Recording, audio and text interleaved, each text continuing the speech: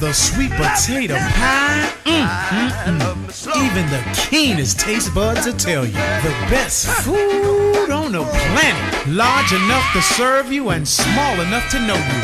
So get to Henry's at 5431 Indian Head Highway, Oxon Hill, Maryland, or give us a call at 301-749-6856. Soul food, Henry's soul food. What we need, soul food. Henry's soul food. Welcome to the Armstrong Williams Show, brought to you by Golden Crust Bakery, the fastest growing Caribbean-owned franchise in the United States. Golden Crust is committed to the delivery of quality food and excellent customer service. Visit them today at goldencrustbakery.com.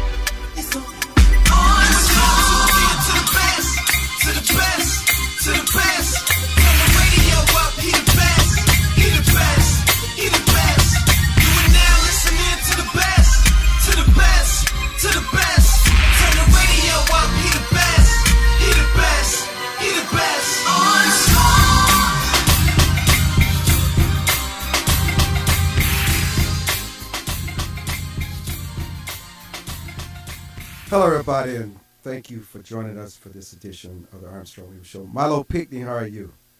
Good, Armstrong. How are you today? Oh, Milo. I'm good. Somebody's asking me, can we get the whole intro? Jamal, the intro has changed. That is the intro, my brother. Is it, my brother? But thank you for being attentive and noticing the change. That is the new intro. Trying to get a little sponsor up in there. You know, every now and then you find a little sponsor, Milo. Got to find a way to slip him in. There you go. You understand? We understand. Milo, what do you think about the broadcast industry?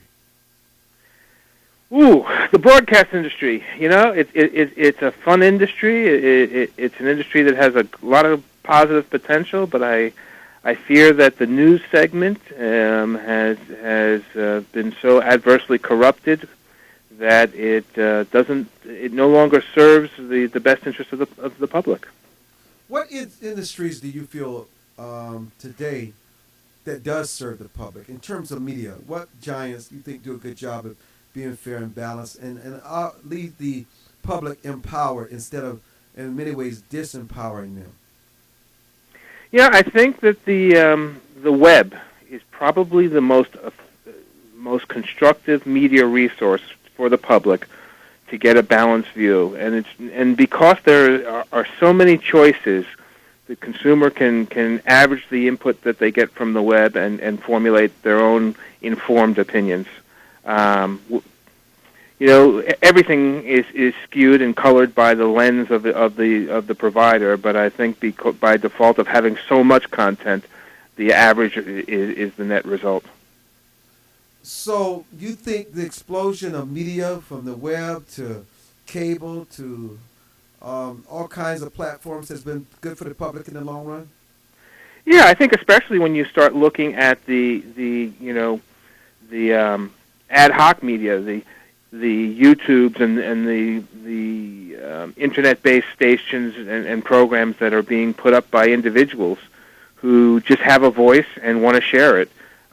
It gives you a more accurate representation of the American cross-section of America, and I think it gives you a more accurate representation of the pulse of America.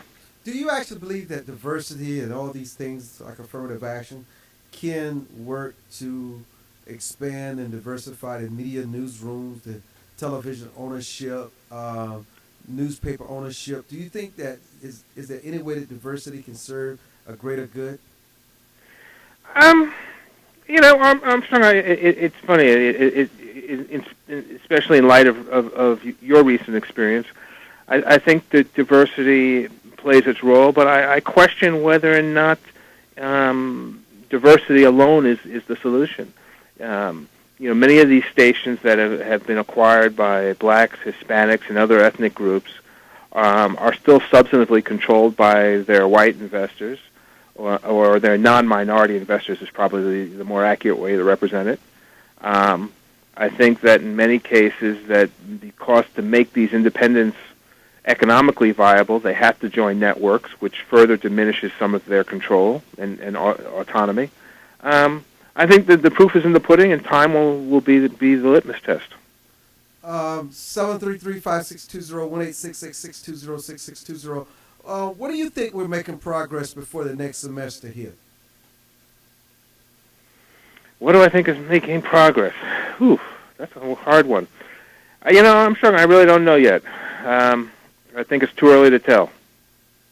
I honestly think it's too early to tell. Well, tell us what you can tell us, what you can surmise from what you've seen thus far. Well, I think interestingly enough, I think it has very little to do with what's going on in Washington and more to do with the American people being sick and tired of being broke. I think the economy is beginning to show some positive turnaround. And again, I have to qualify that by saying I think it's more attributable to the American populace just saying enough's enough. We're not taking it anymore. We're just going to push forward.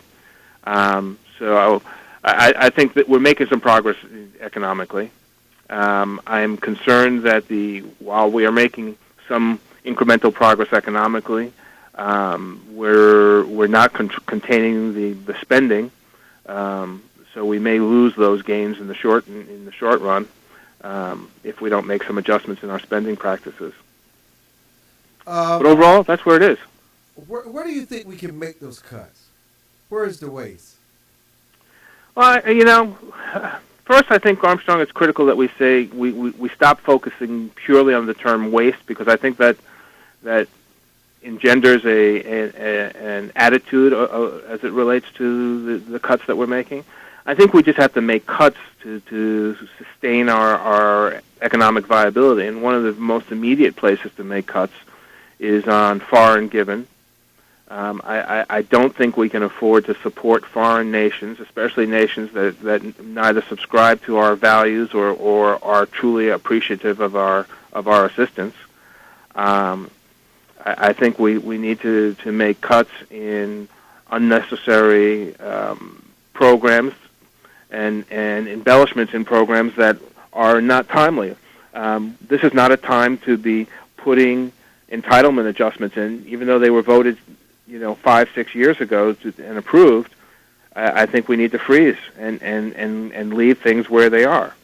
I don't think this is a time when NSA should be spending billions of dollars acquiring ammunition to block gun owners from being able to utilize their guns. We couldn't change the gun law, so we'll just buy up all the ammunition so that the public can't actually use their weapons. These types of practices are wholly inappropriate. I think we need to reduce domestic spending on unnecessary military expansion, i.e. the F-35. And I live right here in Georgia, where that aircraft is going to be built. But the F-22 Raptor, it represents a level of air supremacy unmatched by anything in the air, including anything America ever had in the past. And now we're building something to surpass it. It's an unnecessary expenditure. And I could go on like this indefinitely. But you know what? We need to go on because, there's just a lot of subject matters here that we just don't get a chance to really flush out. And it's just you and I and the callers. And I'm in one of those thoughtful, educational modes today about this country and about who we are as we, the people. How do we get a better informed electorate, though? How do we start that process? I think we start that process, and not to sound, like I'm offering platitudes. I think what you're doing in your programming is probably one of the most effective and valuable starting points for that objective. We need more grassroots programming from independent thinkers who, although they have party affiliations and value systems, are open-minded and objective enough to engage in dialogues on the merit and logic of the dialogue. And I think that that's one of the things that has made your show interesting. And more importantly, I can tell you personally, that's why I participate in it. As much as frequently as we disagree on issues, yet we're still able to find a common ground. Disagreement is good, though. It's a good thing. How do we get back to the things that once made America great? How do we get back to manufacturing? What do we do How do we return corporations back to the United States?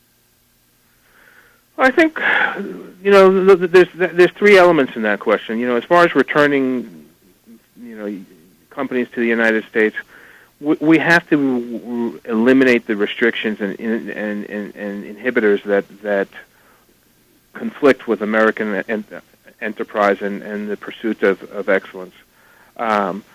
We've got to create disincentives for shipping jobs and production abroad. You want to increase manufacturing in the aerospace industry, then let's put a tariff on Airbus aircraft and any other foreign aircraft that are acquired by U.S. airlines, especially if those manufacturers are subsidized by foreign governments. In the case of Airbus, that's the case. So that creates a balanced playing field, and by default of that, they no longer will have the cost advantages that they have in the marketplace, and you'll see increased production by Boeing and Lockheed and companies of this nature. That restores jobs to America and increases.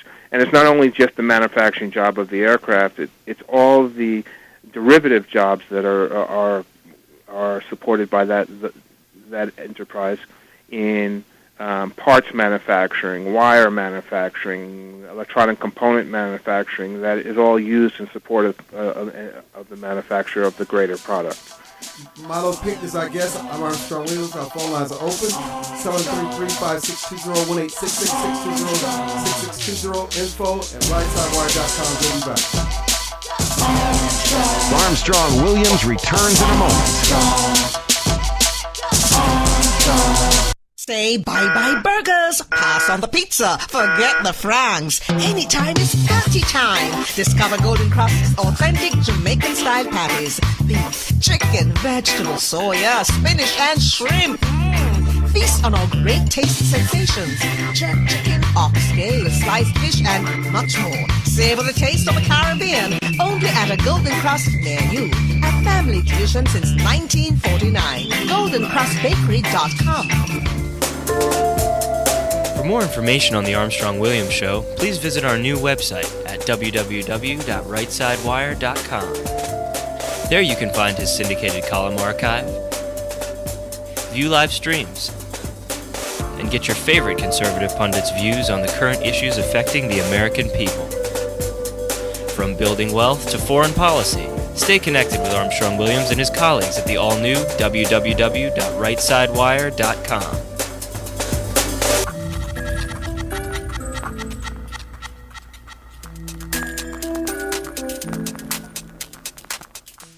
Hi, this is Armstrong Williams. What does it mean to be conservative? Freedom of speech, freedom of free enterprise, freedom of assembly, less government, less taxes. As a matter of fact, a flat tax. Everyone should pay proportional tax. It doesn't matter whether you make 100 million or 10,000. Everyone should pay their 10%. Everyone should have something at stake in this American economy. I'm Armstrong Williams expressing what we mean by conservative traditional value. Does your school, team, church, or charity need a new fundraiser? Do you need to work out of your home or part-time? Are you a small business that can use an additional revenue stream? Then you need Yellow Llama.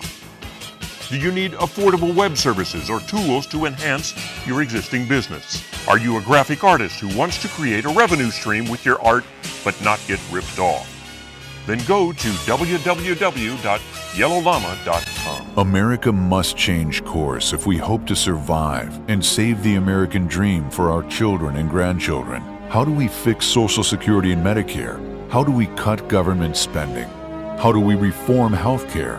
How do we simplify the tax code? The Heritage Foundation has a bold plan that tackles these tough problems using common sense solutions that leave partisan politics on the sidelines. Find out how we can save the American dream at savingthedream.org, paid for by the Heritage Foundation. Hi, this is Armstrong Williams with an opportunity to own a piece of paradise in Nassau, Bahamas. Spectacular land prices, 8,000 square feet, 20,000 square feet lot, affordable prices, hilltop properties with views of the magnificent sea. Just call 242-677-3120 or 3121 or go to info@rightsidewire.com and leave your information. Where heads of state, sports, entertainment, and political celebrities meet. You're listening to Armstrong Williams. And welcome back to the broadcast with our guest, Milo Pickney. Milo, we keep asking this question, but what can we do to bring the poor people out of their class? What can we do to just change their dynamism? What is it that, and I understand that they have a role to play, but can the government and private sector play a role? Well, first, I don't think it's government's responsibility to extract the poor from poverty. That's not the role of government. And if you want to attribute it to government, I think the way to do so is to do so through our educational system, by making more and greater and more diverse education available to the lowest economic classes in the country. But government's role is not to change the economic position of its citizens. It's to provide a mechanism and a vehicle where the citizens can take initiative to change their own circumstance. So that's number one. I feel very strongly on that one. But I think the thing that we can do is I think as an entrepreneur, there is opportunity in poverty. There's opportunity in the lower economic classes. The reality of it is the poorest Americans, believe it or not, pay the most for food and services, and that contributes to their retention of poverty lifestyles. So I think one of the things that we can do is bring more affordable products, goods, and services into the lower economic based communities. And by sheer default, will elevate their economic position in the country. I have to tell you, maybe this economy, people are seeing the economy differently, and have not really found the right idea, the novel idea to seize upon to create their own footprint in the marketplace. Are there industries that you watch, different kinds of ventures that you've thought about or heard about that you think whose time may come in a market like this? Yeah, I mean, I think that one of the things that we've experienced, on the first-hand basis, at least within the construct of the Yellow Llama companies, is we've expanded into the production of staple products and services, affordable services that are needed to propagate the growth of businesses, especially those businesses in the entrepreneurial environment.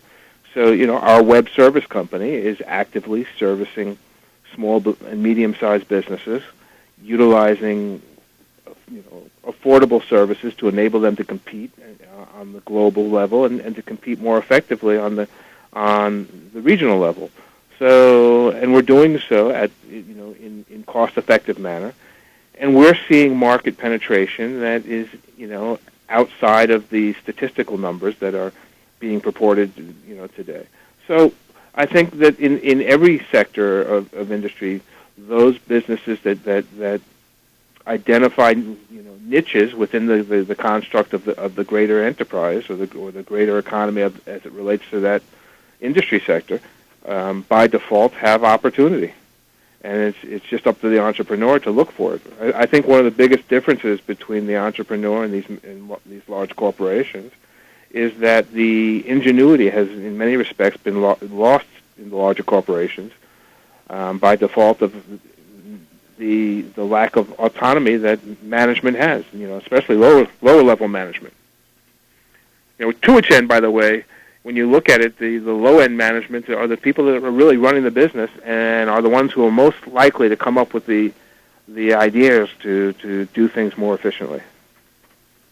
And that is the name of the game. How do you cut costs and add to the bottom line? Well, cutting costs is a significant portion of it, but as I frequently tell clients, Armstrong, you cannot save your way out of poor performance. You have to increase earnings, and you have to increase revenue, and you have to increase productivity. Saving is part of the process but it's not a solution by any stretch of the imagination. Let me see if we have a caller. Caller, are you on the line? Do we have a caller? I just kept hearing the phone ring, and when you hear the phone ring, let's see. No. So let me go back to explain to our audience the difference between an entrepreneur and a business owner, Milo. An entrepreneur is a creative. They're more artists than science.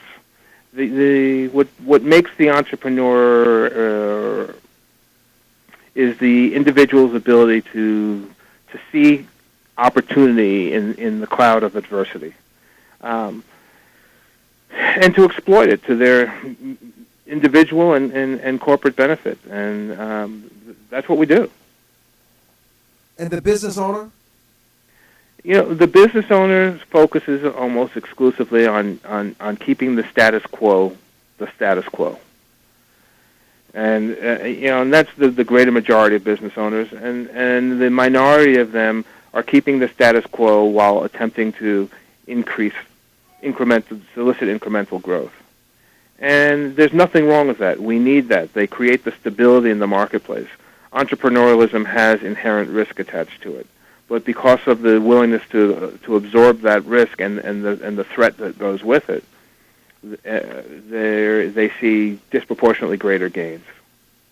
But we need a blend. We need a blend of all. One of the things we want to do, we have a lot of letters and people who always write in and say there are issues that we talk about that we assume they understand, but they don't want to embarrass themselves by calling in and ask what it means. One of the questions was, why is it, since we cannot just print more money, why don't we just print our way out of debt? Why is it that printing more money is not the answer? Well, the most obvious reason is that by default of printing more money, we would diminish the value of the money we do have. More than just a soundbite. Come on, Milo. Well, if you have $10 and each dollar has a value of $1, and the market perception of the value of $1 is that you can buy 5 loaves of bread with that $1. Granted, you can't today, but for the purpose of this conversation, let's assume you can. If you print $100, then the value of your $10 is diminished, and now you not only have a less valuable asset in that dollar, but you are propagating and supporting inflation, because now everything is going to cost more, and that's why when you go to places like Mexico, a can of Coke is 10,000 pesos. Yeah, and explain to our audience why credit is so tight in our economy, and what is it? Why is it that it's perceived? Is it a perception that the banks have a stranglehold or a monopoly going, and no one can seem to break that monopoly? Well, the banks do have a stranglehold monopoly on it, and the reality of it is, America used to be an enterprise nation that supported and actively supported manufacturing and production development of product. To spend the dollars to research a technology. For instance, let's take flat panel televisions. We went from LCD, LED, plasma televisions, and the new LED televisions are 70 inches diagonally across the screen and half an inch wide, half an inch deep. That took tremendous dollars in research and development to develop the technology to produce that product. Companies can't liquidate their capital, their liquid capital, to support R&D, because in doing so, they won't have the resources to produce the product that they ultimately develop. So they go out and they borrow money. And they borrow money from banks and investment groups who support their research and development, with the hopes and understanding that they're going to develop products that the manufacturer is going to produce to the marketplace. And upon the introduction of those products to the marketplace, that they are going to see a return on their investment, at a disproportionate rate because their investment was speculative. So our system runs on this exchange, and when you tie up the dollars and reduce the number of dollars that banks have to loan, companies can't do their R&D. Builders can't build development. Small businesses can't increase inventory and try new products. And as a result, the whole market slows down. And that's what we've been facing. And unfortunately, what's going on in this current economy is morally reprehensible because the banks were given the money from the Fed to stimulate the economy by loaning it and supporting this very engine of development that I just illustrated. And what they did was liquidate their debts and hoard the cash for their personal benefits. And the American people got screwed once again. And the worst part about it is they paid for the screwing. Why was Glass-Steagall a mistake? And explain to them what Glass-Steagall is that contributes to this climate. Well, Glass-Steagall is a legislative series of legislative decisions that were made, and they control the lending, the impact upon the lending, and the amount of money that's in circulation. They affect every aspect of banking. I guess it was. I'm going to have to go back on my history here for a second. I believe it was back in '33 that Glass-Steagall Act. Hold there. We're going to come to Glass-Steagall. Milo Pickney is our guest. We're just dealing with a lot of terminology, a lot of issues that you have been asked about. We're going to continue this on the other side of the break. This show is brought to you by the Golden Crust Caribbean Bakery and Grill. Armstrong Williams will be back. Armstrong Williams. For more information on the Armstrong Williams Show, please visit our new website at www.rightsidewire.com. There you can find his syndicated column archive, view live streams, and get your favorite conservative pundits' views on the current issues affecting the American people.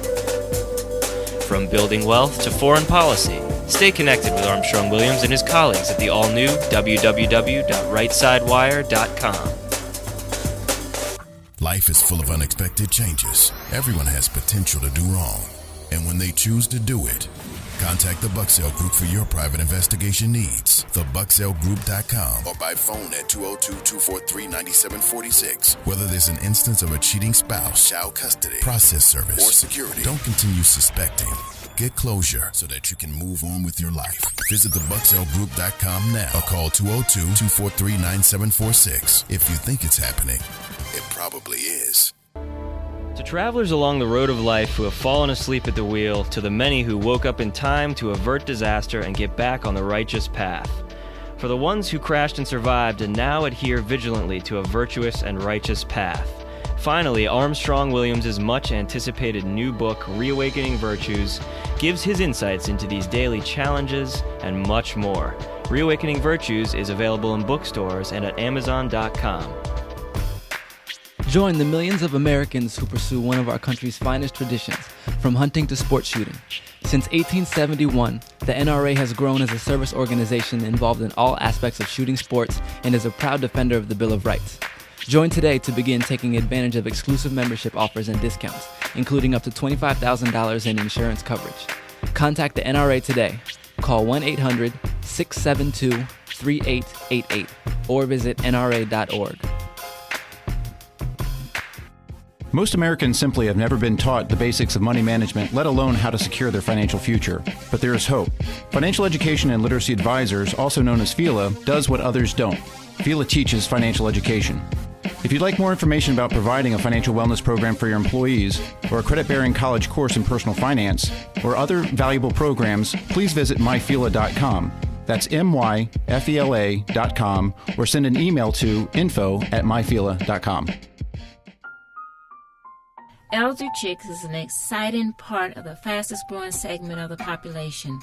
Women in their 70s, 80s, and older who are mastering the art of a senior life. We're no longer unseen and unheard.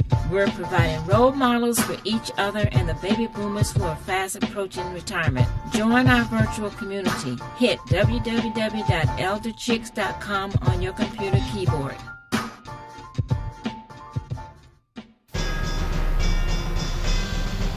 Where heads of state, sports, entertainment, and political celebrities meet. You're listening to Armstrong Williams. And welcome back to the Armstrong Williams Show. Thank you so much for joining us. Milo Pickney is our guest, and we're talking about Glass-Steagall. I just think it's just important to talk about Glass-Steagall because you know what? There are also some myths that exist about Glass-Steagall, and we're going to get to the question with Milo about the pros and cons of outsourcing jobs overseas. I mean, let me just say this. Let me welcome back. You know, the growth of government intervention over the last century was built on the back of a handful of myths. And Milo, as you always do, you can challenge me on this because a generation ago, the dominant myths was the free markets had caused the Great Depression, a falsehood that was ultimately debunked by economists like Milton Friedman. Today, the key myth in that financial deregulation caused the 2008 financial crisis. And so you ask yourself, what deregulation? There are many possibilities. And despite what you hear, regulation of the financial industry substantially increased over the last 30 years. And government spending on financial regulations, to make one measure, ballooned from $725 million in 1980 to over $2 billion in 2007. And anyone looking to blame deregulation for the crisis faces slim pickings. By far, to me, the single most cited example, what Milo was about to talk about, of this financial deregulation is the Gramm-Leach-Bliley Act, which partially repealed the Glass-Steagall Act 13 years ago. And regulatory, and I'm going to say regulatory evangelists, including Nobel Prize economists like Joseph Stiglitz and recent senatorial elected Senator Elizabeth Warren, not to mention the Occupy Wall Street protesters, have named the overthrow of Glass-Steagall as public enemy number one. This guy Stiglitz, I remember, for an example, and lengthy piece for Vanity Fair. Could anybody only muster two examples of the deregulation he thinks bears primary responsibility for the crisis? The repeal of Glass-Steagall and the SEC's 2004 decision to raise banks' debt-to-capital ratio from 12:1 to 13:1. The latter, of course, was not deregulation, but regulation. And for the regulatory evangelists, the repeal of Glass-Steagall is all they've got. And what they've got isn't much. Milo? Well, Armstrong, you know, the one thing I'll say is that no problem occurred as a result of any one action. All the problems that we're experiencing are the byproduct of a series of decisions that, in concert, caused the problem. Glass-Steagall Act dates back to 1933, and it was an act that was created for nothing more than to put limitations on the relationships between commercial banks and insurance companies and securities companies. You know, the investment banks like Goldman Sachs, Smith Barney, and the like.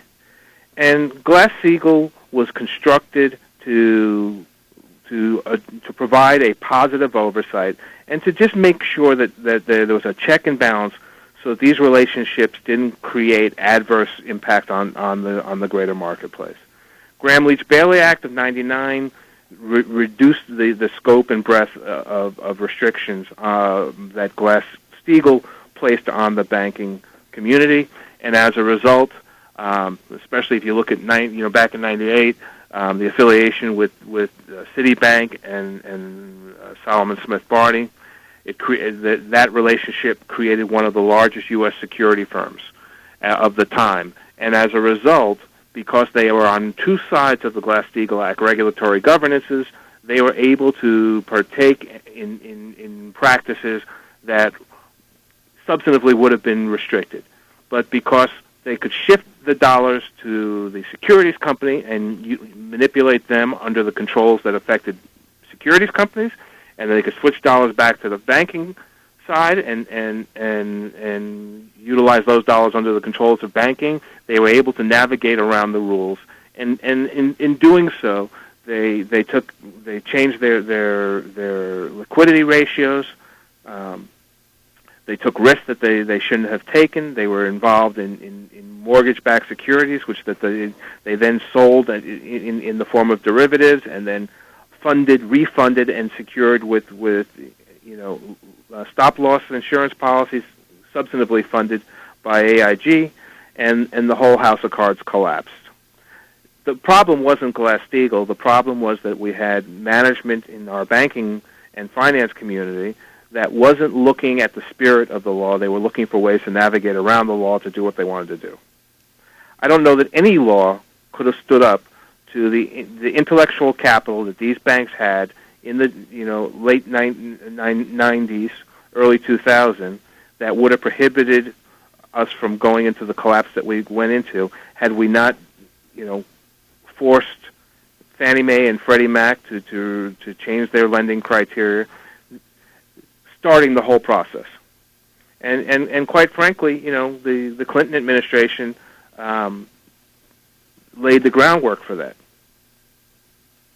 Talk to us about the myths about outsourcing jobs. Look, the complaint that we frequently hear that the outsourcing of jobs has undone America is little more than a myth. I mean, the reality of it is, for every job you send, and let me not do the broad strokes. Let me be very specific. Let's take the job we send when we decide that we're going to build wiring harnesses for Ford Motor Cars at a Mazda plant, all right, in Tokyo. So we order all these wiring harnesses for Ford cars, and they're being produced in Tokyo. Well, the reality of it is we haven't farmed the jobs, the production of that harness overseas. We've redistributed the cost of producing that harness, because the wire that the harness is being made out of is being produced here in the United States. The connectors are being produced in Mexico or what have you. They're being aggregated in Los Angeles or New Jersey. They're going to Tokyo or in Los Angeles or San Diego. They're being put on a ship and shipped across, where they are assembled in Japan, brought back and installed here. So, since we don't have the labor force producing the harnesses here, it's now in Japan. That 100, 1,000, whatever number of jobs are in Japan. But we've created X number of jobs to produce the wire. We've created X number of jobs to build the ships that are taking the product overseas. We've created X number of jobs to install the finished component in the cars when it comes back here. And by the way, when that Mazda is assembled, or that Ford is assembled utilizing that part in a U.S. factory. So what we're doing is juggling jobs more than we're sending them abroad. Let's take a call. Let's go to Alan, who has a comment. Alan, thank you for calling, and go ahead.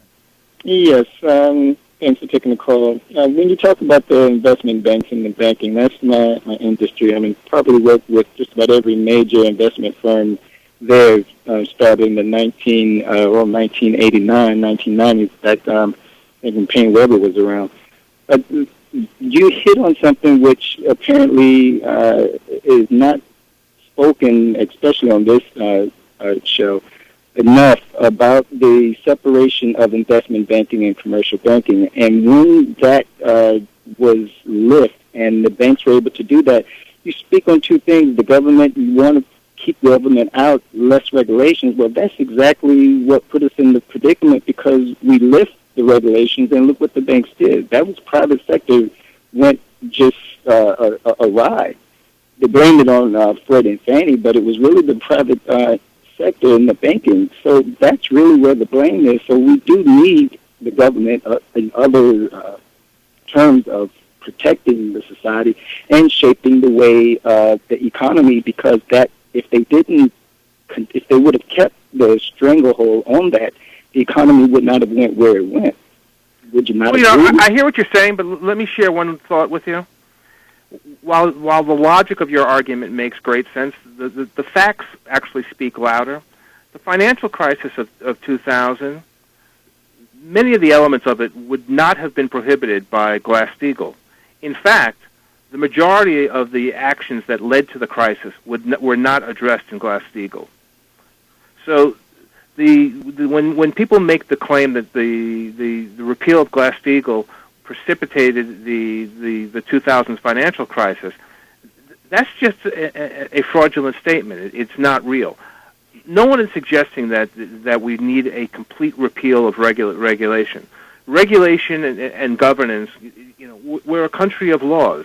In a country of laws, you need regulation and governance. But what that regulation and governance needs to do is it needs to speak and address the issues that affect positively and negatively the areas that they govern.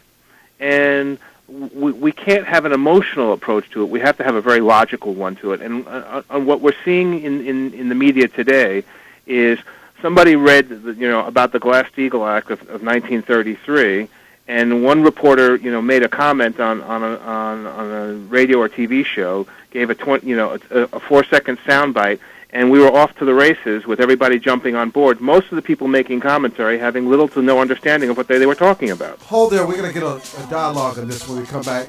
Alan is on the line. Milo Pickney is joining us, yellowllama.com. I'm Armstrong Williams. The Armstrong Williams Show is brought to you by Golden Crust Caribbean Bakery and Grill. We'll be back. Armstrong Williams return. Say bye-bye burgers, pass on the pizza, forget the francs. Anytime is party time. Discover Golden Crust's authentic Jamaican-style patties. Beef, chicken, vegetables, soya, spinach, and shrimp. Feast on our great taste sensations. Jerk chicken, oxtail, sliced fish, and much more. Savor the taste of the Caribbean. Only at a Golden Crust near you. A family tradition since 1949. GoldenCrustBakery.com. For more information on the Armstrong Williams Show, please visit our new website at www.rightsidewire.com. There you can find his syndicated column archive, view live streams, and get your favorite conservative pundits' views on the current issues affecting the American people. From building wealth to foreign policy, stay connected with Armstrong Williams and his colleagues at the all-new www.rightsidewire.com.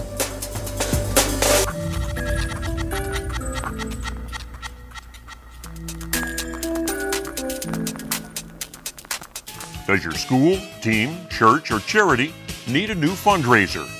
Do you need to work out of your home or part-time? Are you a small business that can use an additional revenue stream?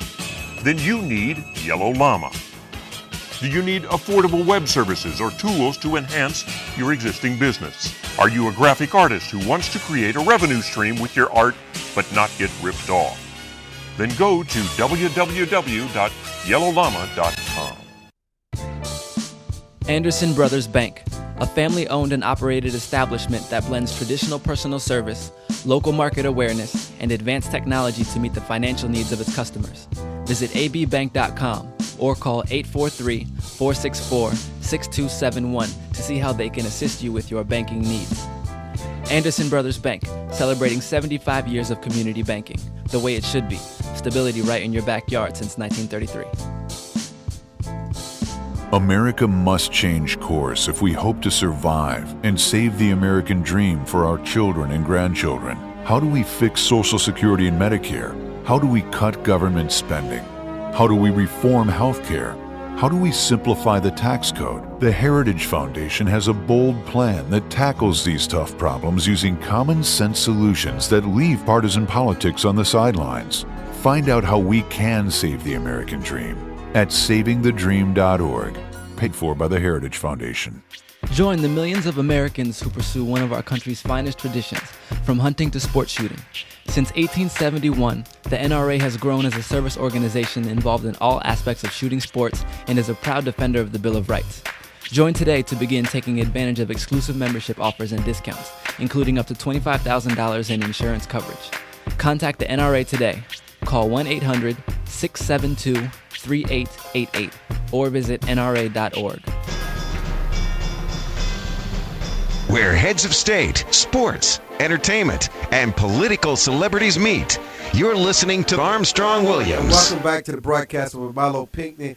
Alan, your comment about Milo's challenge on blaming Glass-Steagall and overrating the blame of Glass-Steagall? Well, I understand cross-state banking. I do believe that that caused a lot of small banks to go out of business, which have an effect on local small businesses and community organizations to the household. But I understand cross-state banking is necessary. But what is your opinion with the separation of investment and commercial banking? I mean, you don't see the effects that has in the financial industry as a whole? No, actually, I do. I clearly do. I think the ability of commercial banking firms, to acquire securities firms, can be problematic, and the resulting holding companies that came from it clearly proved to be problematic.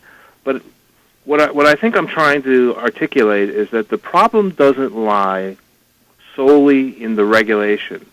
The problem lies in the intent of the players to navigate around the regulation. Because with the regulation placement, the regulation was put in place to provide guidelines to govern how those relationships were to function. The problem wasn't the relationship. The relationship actually had the potential to be very positive to the marketplace. But because the guidelines were not able to control the intent of the players, and the intent of the players were driven by greed and contempt for the law, the law didn't work. And I think what I'm really trying to to lay focus on is that it doesn't matter what laws we put in place. If the people who are governed by those laws seek to navigate around them, they will find a way to navigate around them. And as a result, we're going to have negative outcomes. So you can't protect the world by putting a regulation in place. What we have to do is invest. I understand that. What do we do?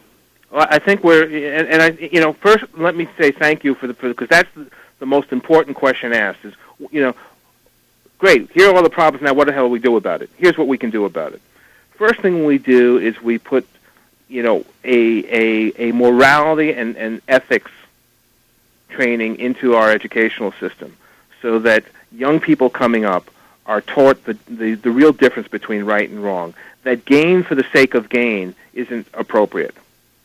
All right, so if we can begin to teach the people that are going to be in these positions 5-10 years out some ethics and morality, then we won't have people in these positions looking to navigate around the rules for personal gains. So that's step one. If you mind, if I could cut real quick, please. That's very large because we have entertainment, we have athletics, we have all of those sectors that are so competitive. And when they get that competitive drive, and most of them won't go to that highest level, then they fall back on other industries, which many may have come from college or were able to get to their college degree, will fall into a banking industry. I mean, how do you curtail that greed? It's starting. I'll tell you how you do it. It starts with the value system. And I don't think I'm speaking out of turn here. Years ago, Armstrong was accused of a misdeed. All right, and when it was presented to him that deed was perceived as a misdeed, he didn't hide and whine and say, "Oh, I didn't do it," or "It wasn't my fault." He said, "I was unaware that it was inappropriate. I did it. I'm sorry. I made the mistake. I'll correct it immediately." He stood up like a man. He took his lickings, and he moved forward, all right? When people have integrity, when people have an intent to do the right thing, it's easy to do the right thing.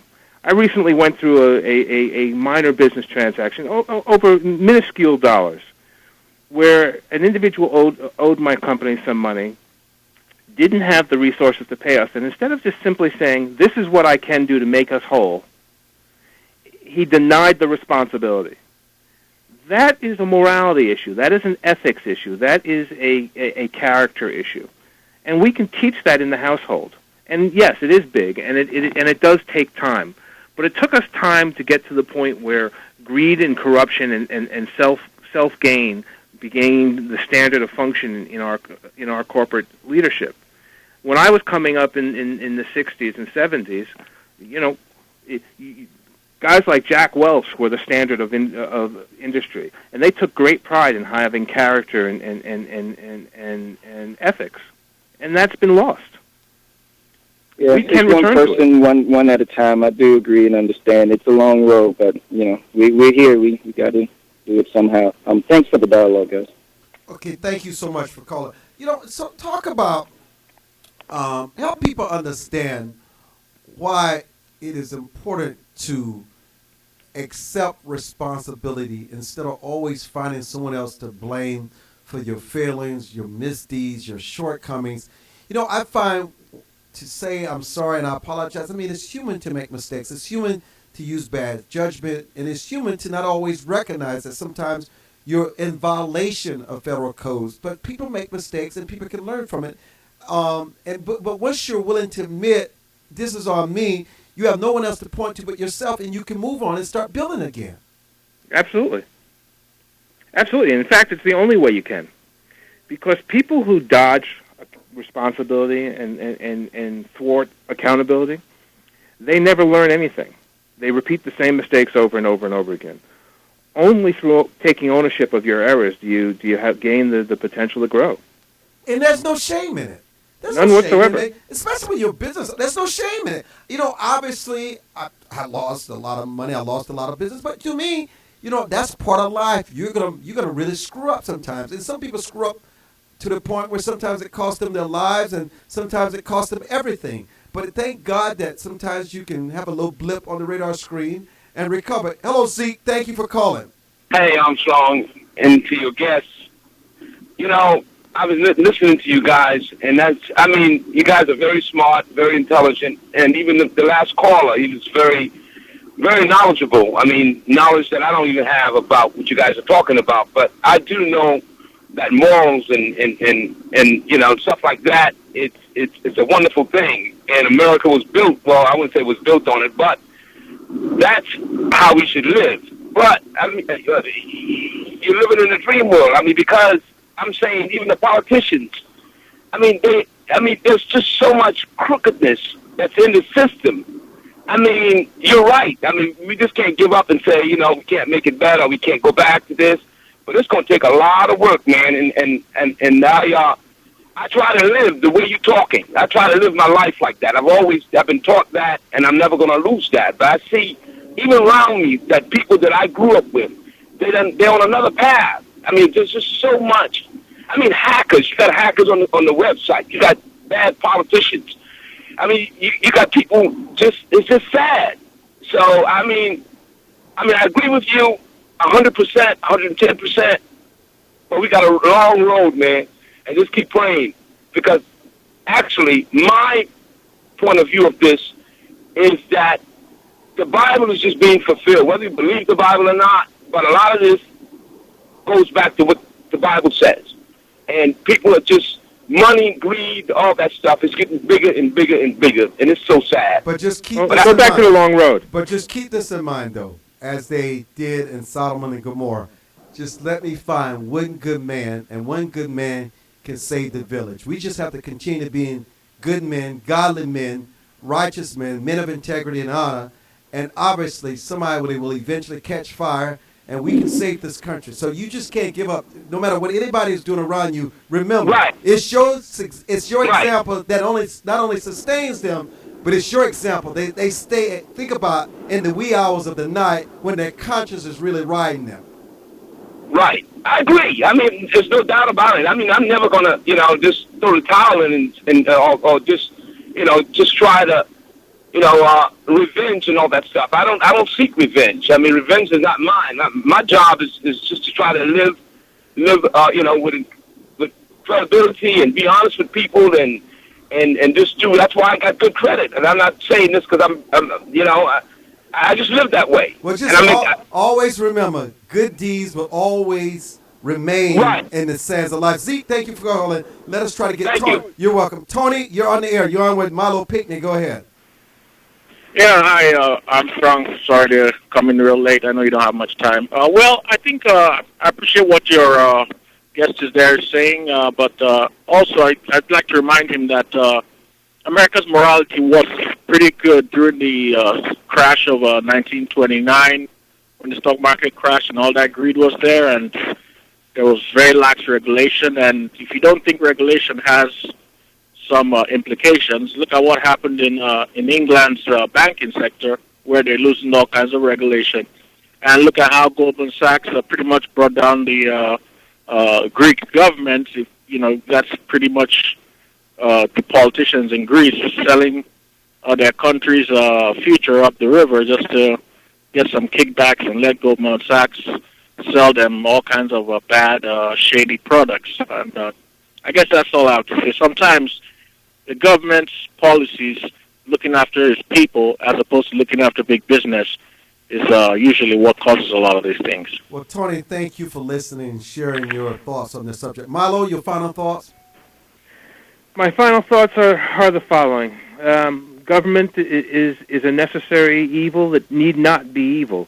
It has been for too long, and the public needs to push aggressively to return government to leadership. There was a day when we had, great statesmen, Jefferson, people of that nature. We don't have them today. Oh, I disagree. They still exist today. We just have to be those examples and stop looking to Washington. Thank you, Milo. Great show. Thank you, everyone, for calling in and listening. Good day.